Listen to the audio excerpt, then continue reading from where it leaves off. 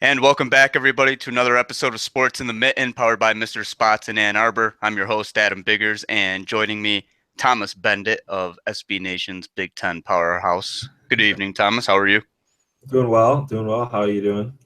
It's been a long day. I actually watched the Red Wings game. They lost 4-1.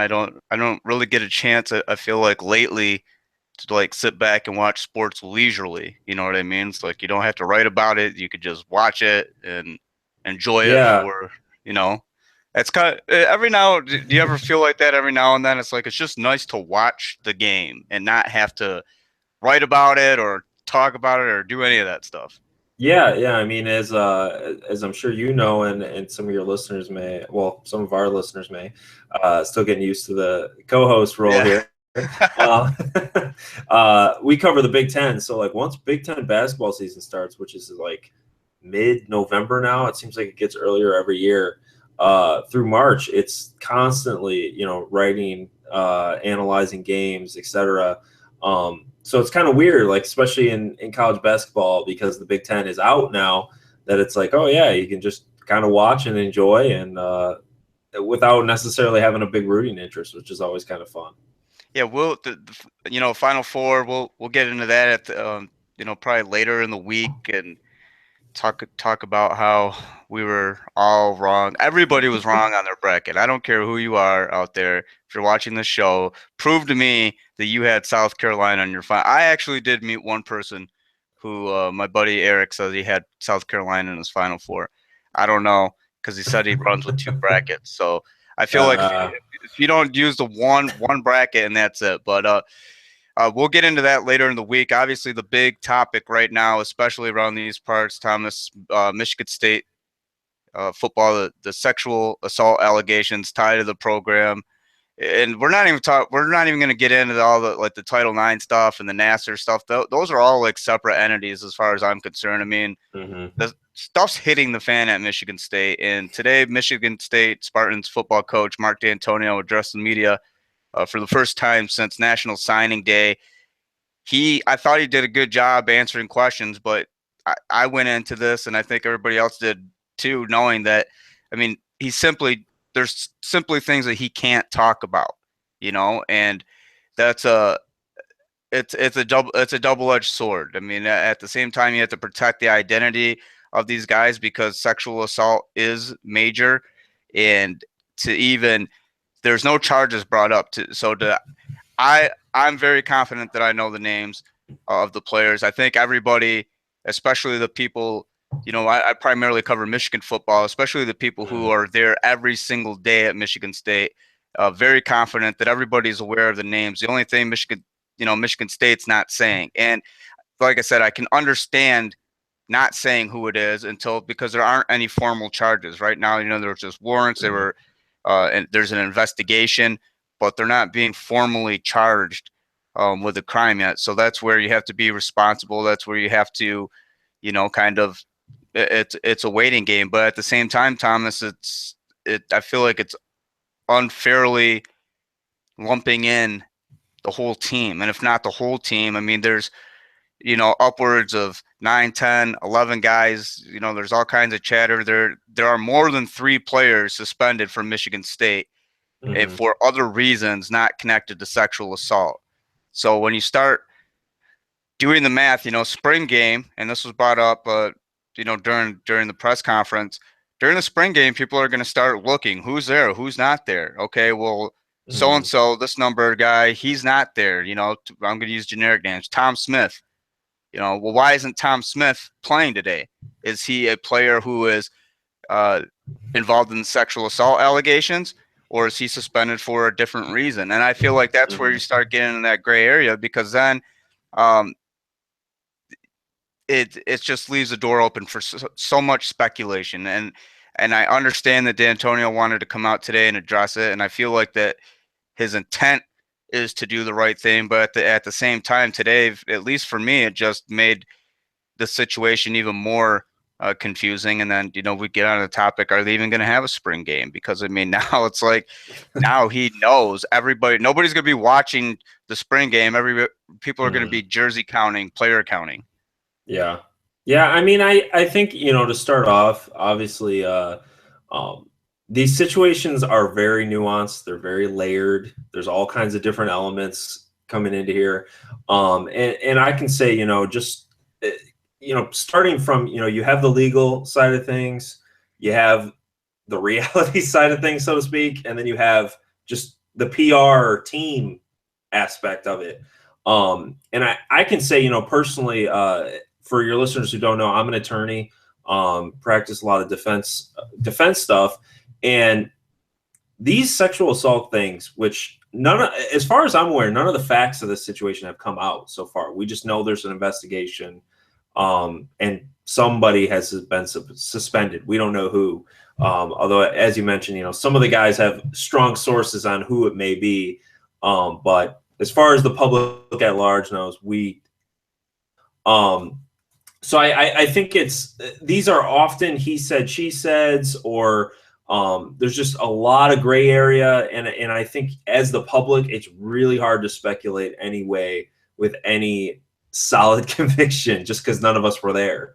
Well, oh, go ahead. I was going to ask you from and I'm not a lawyer. You are. I mean, people are getting on Dantonio and they want answers, but at the same time, legally, I mean, you understand where he's coming from and why he can't speak about this kind of stuff, right? Because I mean, it is, I mean, you're essentially going to risk infringing on other people's privacy, their legal rights. I mean, what is the legal terminology here, Thomas, that I'm looking for? Where can this get real sticky in terms of what you can't talk about law wise?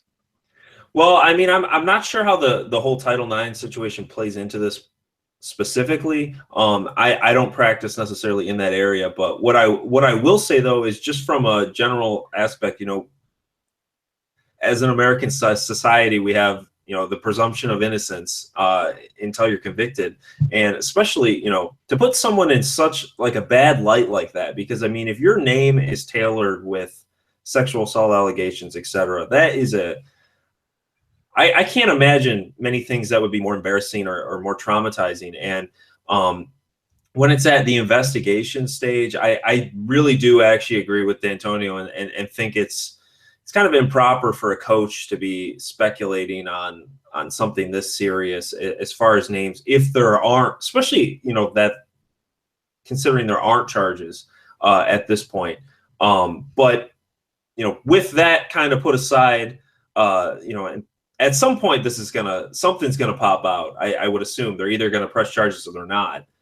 But from the PR standpoint, yeah, I agree. I think it's kind of unfair from Dantonio on the rest of the team to kind of have this shroud of darkness and not recognizing that there may be more players suspended than just these three, but not telling us who. It's kind of an awkward situation, and I feel like it's unfair to the, I'm just totally speculating here. I'm not saying anyone is, but you got to imagine somebody's probably suspended for like an MIP or something stupid like that, and it's kind of unfair to group them in with something as serious as this, I would think.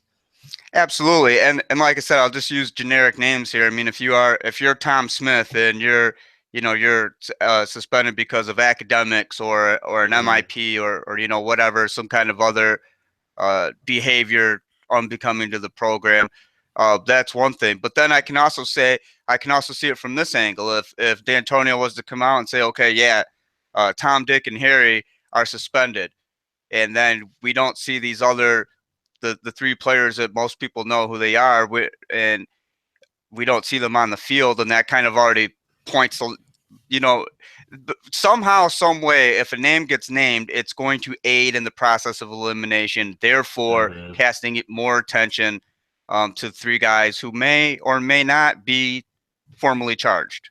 Yeah, I agree. It's a really sticky one, when you're trying to blend this fact that you don't want to recognize who is under investigation or whatever stage this is at this point.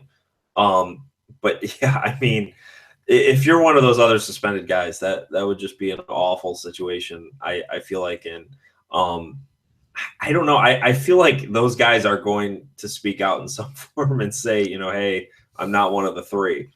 Right. It's almost like if that's me, I'm on the football team and I'm seeing all the stuff, and I'm like, well, I'm not going to say who it is, but you know what? My name is Adam Biggers. I'm on this football team. I'm suspended for academics, or I'm suspended for Mm-hmm. this. I am not suspended for sexual assault. I mean, I don't know if we're going to see this. This is all eternal matter. It's sensitive, and at the same time, Mark Dantonio wants to make sure, and I think Michigan State football wants to make sure that the process, they're using all the the right words of respect the process and everything, and obviously there's a victim involved in this case too. So you have to be, I mean, you have to walk the fine line, and I think anybody who says the Michigan State media, and when I say that, I mean the guys who are down there every single day, Mm-hmm. aren't going at this like they should. That's completely false, because these guys are doing their due diligence. They are being responsible journalists. They are. Mark Dantonio even acknowledged, he's like, look, you guys have probed like every single member of my staff, trying to get information. Who is this? Who is this? Trying to find out, narrow it down to Curtis Blackwell. And he's not talking about, Curtis Blackwell. He wasn't talking about football. It's part of me believes that today was his a way for him to basically say, okay, you're saying I'm not coming out and talking about it. Well, I'm going to come out and talk about it, but I'm not going to Mm-hmm. talk about it because I can't talk about it. So I'm going to tell you is in as vague terms as possible what I can tell you. And Mm-hmm. I think that he did let a couple things slip out here and there. And like I said, he publicly acknowledges that there are other players suspended. He publicly acknowledged that Drake Martinez is going to transfer, that Theo Lacusa, and Theo, was like a 4-star offensive lineman. They had high hopes for him, Mm-hmm. and he just didn't have love for football anymore. So he's gone. So it's one of those things. I wrote a column about it. It is on FanRag Sports. You can check it out on fanragsports.com, on Twitter at fanrag_u, and on the FanRag Sports Twitter account at FanRag Sports. And I tweeted it from my account as well at Adam Biggers81. So it's basically kind of what we just talked about here, but there's some quotes in there from Dantonio, and you can see the video. And I thought that he handled. I mean, he got pelted, and Yeah. the media did its job. Mark Dantonio, I thought, handled it accordingly, but he knows that people want answers, and he knows that people do have answers. And I think that the respect factor, Mark Dantonio, um, I don't know, necessarily maybe getting the benefit of the doubt, but people are being careful with this because they want to make sure that they're getting it right. And it's not getting it right for Dantonio's sake. It's getting it right for these three players' sake. It's getting it right for the victim sake, or the alleger, or whatever you want to call it. I want to make sure that everybody's being treated fairly here, and I can't blame him. So it's not like I expected him to say, "Hey, these are the three guys." Okay, look, I'm having a press conference. I want to tell all of you, these are the three guys who are suspended, and we're going to talk about it as much as you want. This is going to be a town hall meeting, and we're gonna sit down and we're gonna hash it out. But I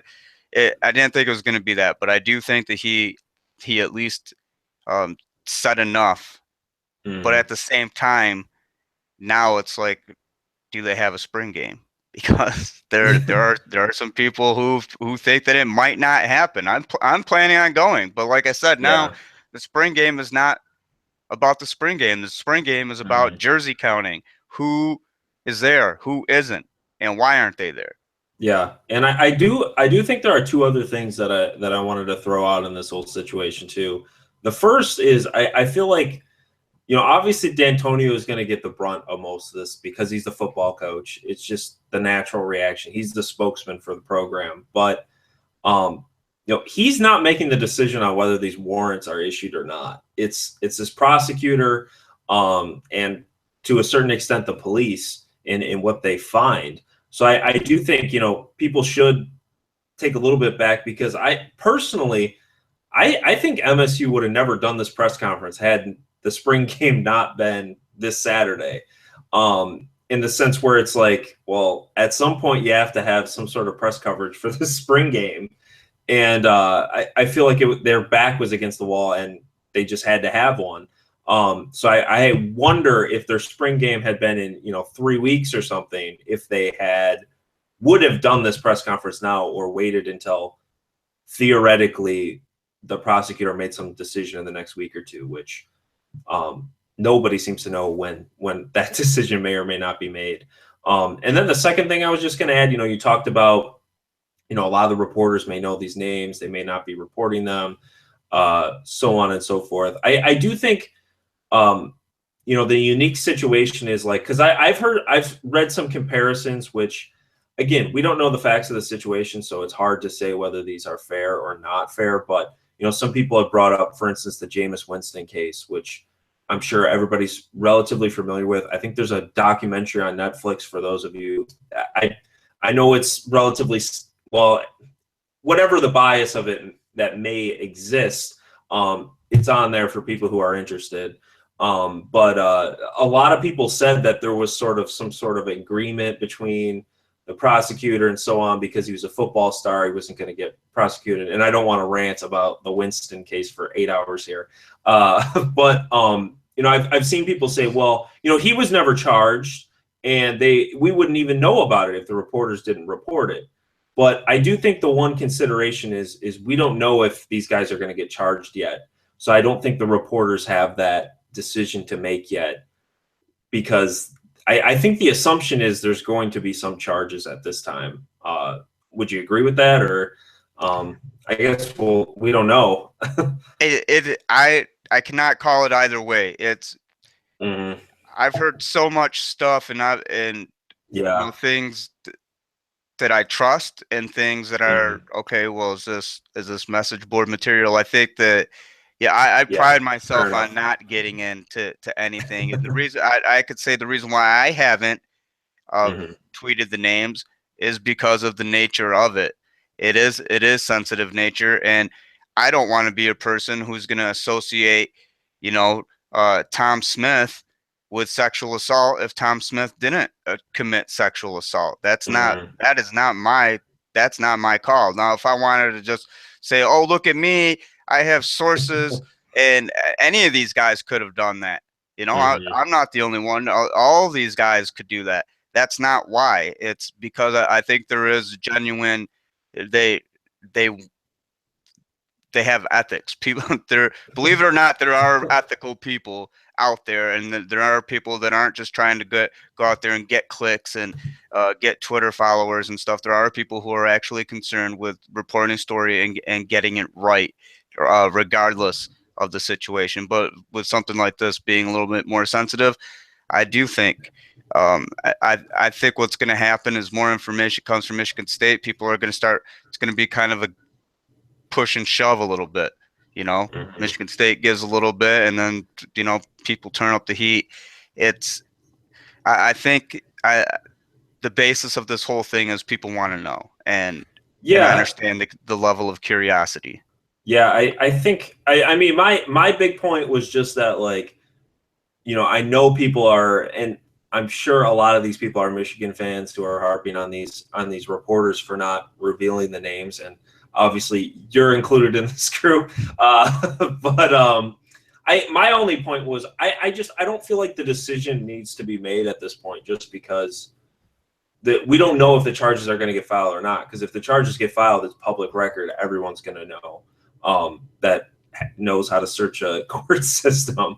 So I think that was my only point. But yeah, I agree with you. And with these kind of situations, like I said at the beginning, they're so gray, they're so difficult to tell, and until you really dig into it, that it's kind of almost reckless for people to start running names and rolling with that kind of stuff.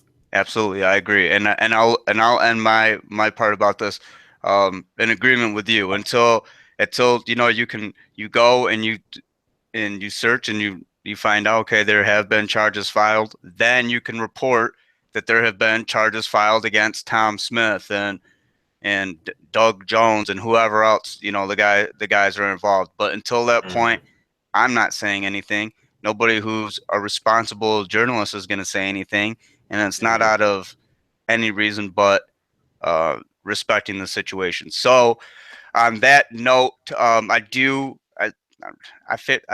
felt like I have one more thing to say about Michigan State football other than the spring game, and it is eluding me at this time. I want to switch gears a little bit lighter side here. Friday at 5 p.m.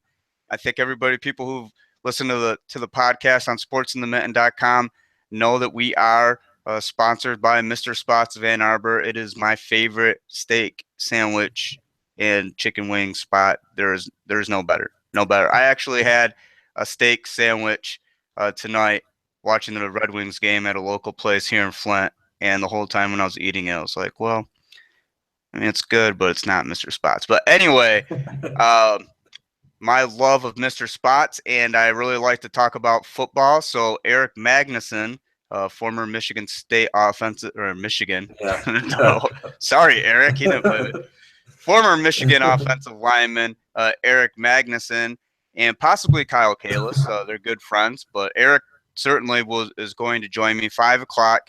It's 808 State Street in Ann Arbor. Mr. Spots, just Google it. We're going to be there. It's going to be kind of a live format like how we're doing right now. And basically, we're going to eat some food. We're going to talk about football. It's going to be a constructive conversation, kind of sit down. Wanted to keep it light, but not playtime. It's not out there. I never approach anything like that. I think it's cool if you can get them out of the environment that you're used to seeing and just have them sit down and talk to. That's the thing, Thomas. I feel like a lot of people don't realize is that these guys are just regular people. And Eric, very personable. I really enjoyed interviewing him over the years, and gives a great interview, and I'm sure he's probably going to tell some stories, and we will have some fun. But it's going to be mainly, getting him out of the environment that we're used to, and talking football to him, like how I would talk with you, or any of our listeners would talk with their friends or anything like that. So again, 5 o'clock Friday, Mr. Spots in Ann Arbor, 808 State Street. You're more than welcome to show up, get some food, sit around and watch me out-eat a 300-pound lineman, if not two of them. And if Kyle Kalis is watching this, Kalis, if you're not there, I mean, I understand if you're, you don't want to lose an eating contest to me, but it's he's welcome to join too. So it should be a lot of fun, Thomas. I can't wait because it's going to, like I said, football and food. You sound like the guy from Wedding Crashers about Maryland. What is it? Crab cakes and football, except Mr. Spots and football. I've never seen Wedding Crashers. I'm probably serious? Oh my gosh, man! I'm like the only person I think around that has never seen Wedding Crashers. There's just like he goes and he's like staying with this girl he met at a wedding with like her family, and they play like backyard football, and this guy like. I don't know if it's after a tackle or right before it, but like they're in Maryland. He's like, yeah, people in Maryland, like there's two things we love, like crab cakes and football. Well, I'm gonna have to watch it because I want to compare myself to it. But no, it is true. If there are two things that I love, it is football and Mr. Spot. So excited to do that. We had a comment the other day from the first show. We talked a little bit about Michigan basketball, and they were disappointed that we didn't talk more about the future of Michigan basketball. Okay. We recapped the season a little bit, and there's so much to talk about, throughout the off season. But right now, I guess I wish they would have been a little bit more specific. But when I think of the future of Michigan basketball, I immediately think of recruiting. What do you make of John Beilein's 2017 class? What do you like about it? I mean, I know that Bamba is a big target still out there. I mean, what do you make of John Beilein's job recruiting so far? Yeah. I mean, the 2017 class is pretty solid. I think it's probably a little bit more game ready than last year's class, which you had Davis, Teskey, Simpson, and Watson, and really the only guy who contributed significantly was Simpson. This year, I think you got a couple guys who can probably get some real playing time. I believe it's Isaiah Livers. He's out of the west side of the state in Michigan. He kind of reminds me a little bit of like a smaller DJ Wilson, maybe a little bit more. I don't want to say he's more athletic, but similar style, I would say. And then they got Brooks as a point guard who I think can play too. But yeah, it's a nice solid class. I don't know how much playing time it's going to get this year, just because I think Michigan's going to be a lot deeper than they were last year. But yeah, talented guys who I think can contribute for years to come. And Bamba, sorry, forgot to mention him. Obviously, potential one and done guy who would be make a major impact if he committed. And then Jordan Poole. I think Cool. you know, I've seen a lot of footage on Jordan. I like his game. You know, I feel like, because you see so many guys, you watch so much basketball. I don't want to lump them all and say, well, when you see like one long lanky scorer, you've seen them all, because they have, you know, all kind of different traits, or their games are all a little bit different.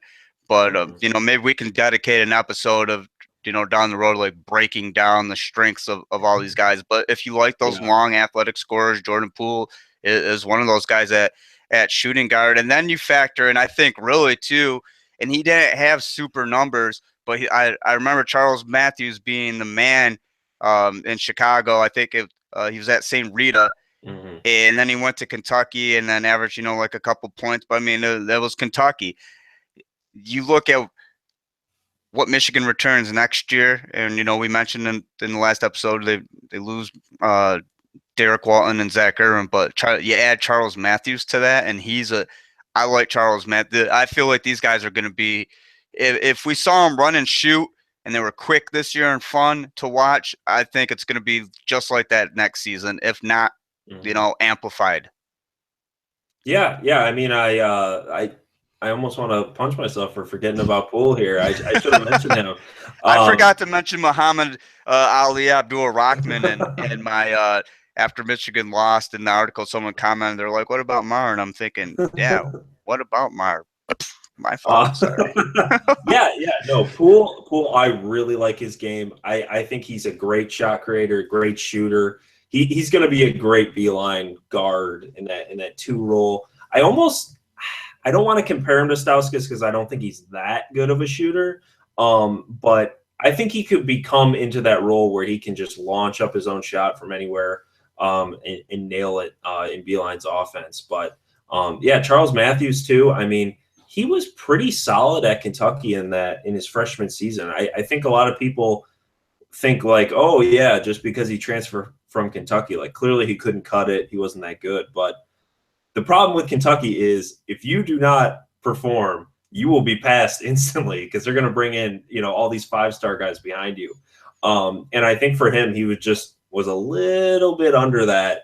And I think he'll be a good, solid addition. I would expect him to slide right into that Irvin type role, which will be a pretty big add considering how many minutes Irvin played last year.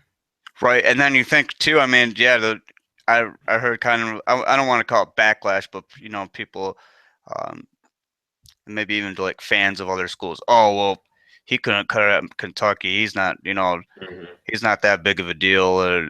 Yada yada. Well, let's not forget. I don't have it in front of me, but I'm pretty certain if Charles Matthews chose Kentucky, I'm pretty certain that he probably had a lot of other really good programs after him. So it's not like it's not like he was a dirt player, you know, like, okay, well, he chose to go to Kentucky, or, you know, he could have started, you know, and I'm just going to throw a school out there, you know, he could have started at Wisconsin or Purdue or somewhere, you know what I mean, or Illinois or wherever, but he chose to go to Kentucky. So, yeah, he's a real deal player. He was one of the best shooting guards of his class, and he's from Chicago. I mean, Chicago's pumped out all kinds of talented guys. So I think that you have to be excited about that. When I look at Michigan's basketball potential next season. And again, I'm going to base this all on, DJ Wilson and being there, and Mo Wagner next year. I think, will be their last years. I think we both agree on that. But these guys are going to they'll have the blend of experience. They're going to have two bigs who can run and shoot. Austin Davis, who by all accounts was very good this past season in practice. And John Beilein said he's going to be a major part next season. So I feel like they're going to, and we kind of touched on this last episode, is you're getting more of a sense of a complete team. And then it's funny for me, and it seems like this has been kind of a trend the past couple of years. People really call John Beilein's recruiting into question, but I remember, there were doubters on DJ Wilson, and as we mentioned in the last episode, DJ Wilson might test NBA waters. I mean, DJ Wilson is being viewed as a potential NBA player now. I don't think I don't get the criticism of John Beilein all the time. Is it just that Michigan fans are never satisfied? Is that what it is? Because I really want to know that, because I said this when before things got turned around and people were calling for John Beilein's job. Who would be a better coach? And I guarantee John Beilein would have a job the next day. John Beilein got fired from Michigan. I guarantee he'd have a job tomorrow. And no question. I just don't get it. I feel like if you're a college basketball fan, John Beilein is the type of coach that you'd want to coach your team. I know that's true. Yeah. I know that's true for me. If John, if my favorite team didn't already have a coach, I would want John Beilein to be that coach, because John Beilein is a great coach. Mm-hmm. Yeah, I mean, I remember I wrote an article earlier this year, which I don't know. Do you follow what is it, Freezing Cold Takes or whatever? They find people's like old sports opinions that were wrong and just rail them on it. It's really funny. Until you get pulled up on there. Oh man! But, did they get you?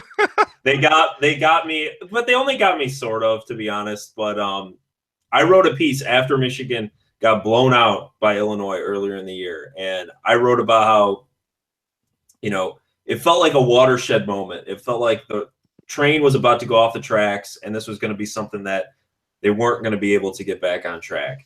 But the thing I kept saying in there is, like, give Beilein the rest of the year. We've seen him turn around things before. And obviously they did.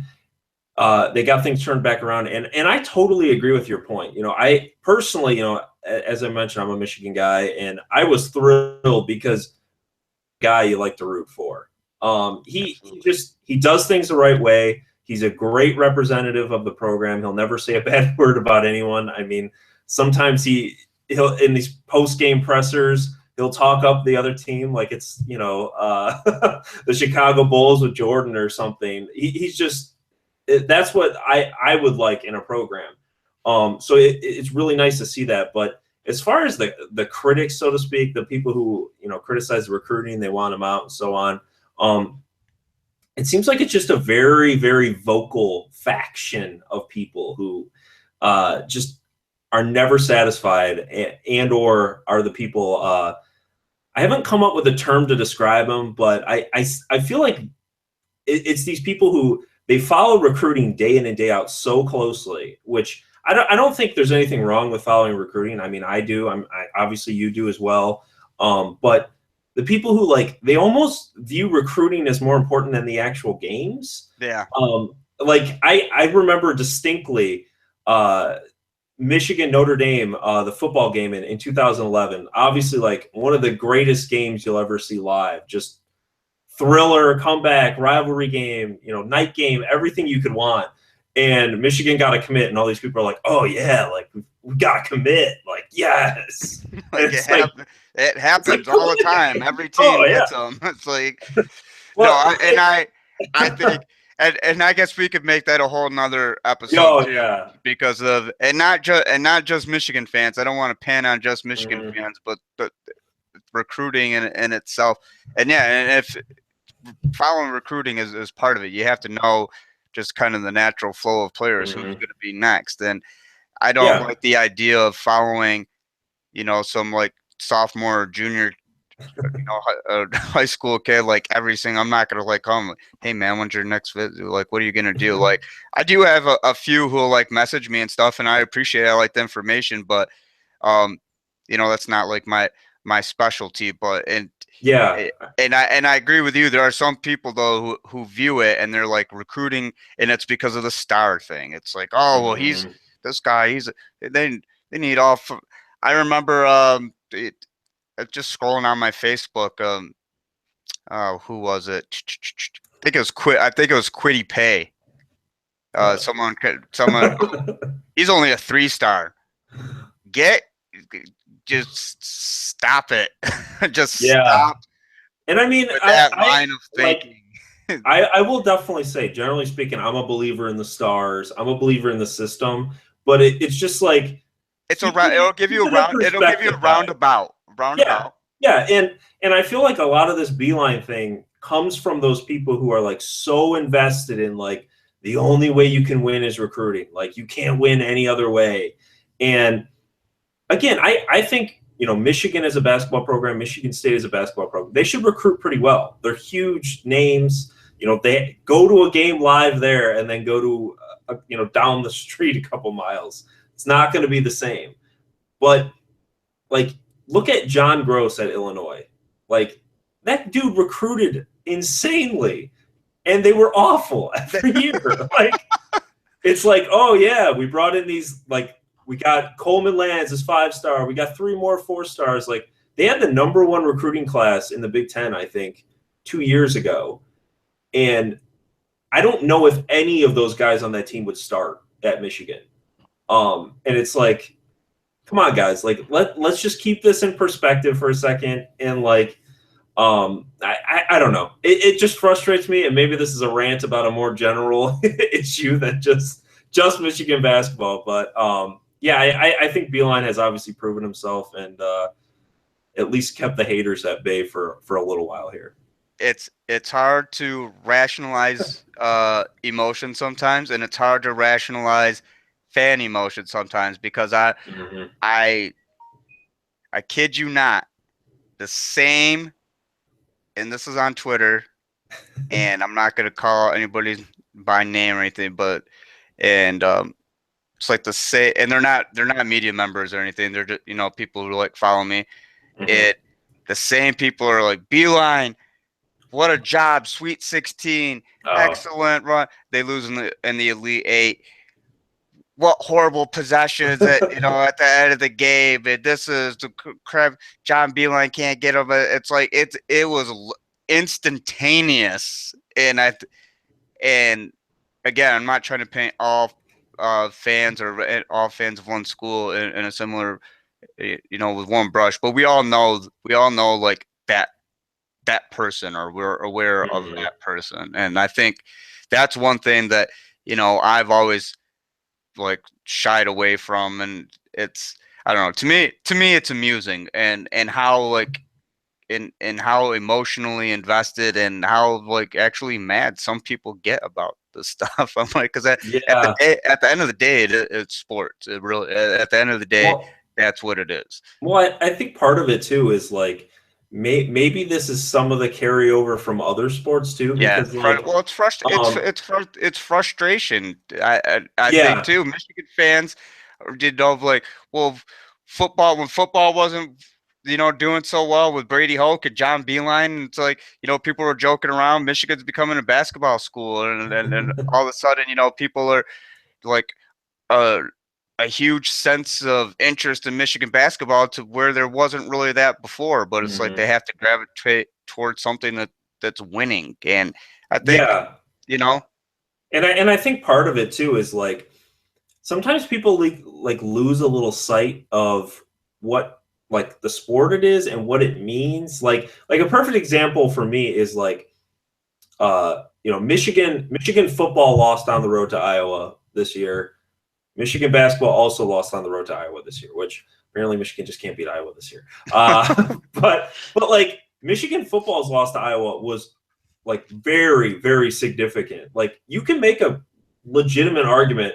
maybe Michigan makes the playoff if they don't lose Yeah. to Iowa. Like maybe they backdoor their way in and get in. I doubt it, but maybe. Possible.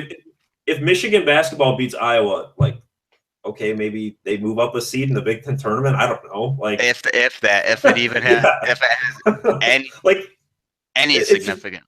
It's just I feel like some people are just so live and die with these games, and in basketball it's not the same. It's the overall performance during the whole season. Whereas football, it's like every game is everything kind of when your margin for error is that thin.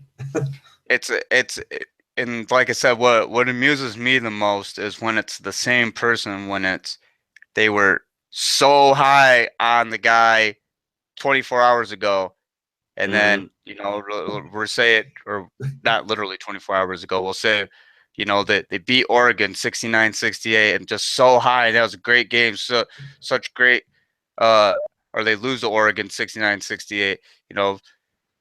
It's just kind of the roller coaster. And I think it's important for people to keep in perspective. And it's like, look, Michigan got to a Sweet 16, and that was a great accomplishment. And you said that you'd be okay with it prior to it happen. They get there and then they lose, and then all of a sudden you're not okay with it because you got greedy. You wanted more as a fan. That's kind of that's where I'm trying to circle back here. This long this long close I'm trying to do. But again, I want to thank everybody for watching and listening. We will have the audio only version of the podcast on sportsinthemitten.com. Of course, you're probably watching this on YouTube, or maybe you picked it up on sportsinthemitten.com. So if you are, just look down in the post and you will see a bar like this, and it will have a little play button on it, and that is the audio version only. So I'm Adam Biggers. You could follow me on Twitter at AdamBiggers81. You can read all my stuff on FanRag Sports, Michigan and Michigan State, fanragsports.com, at fanrag_u on Twitter. And I'm Thomas Beindit. You can follow me on Twitter at tbeindit, or check out my Big Ten hoop stuff at BT Powerhouse. Thanks for listening, watching, however you consume this podcast. We will talk to you guys later in the week.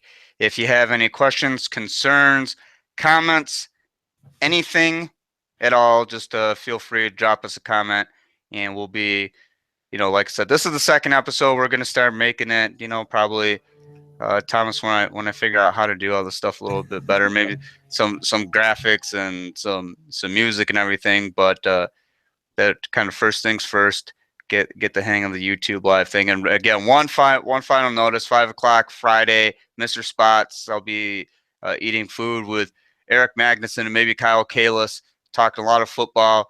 Hopefully fielding some questions, get some interaction from you guys, and have a good time at Mr. Spots. I'm Adam. He's Thomas. Thanks again for listening. We'll catch you guys next time.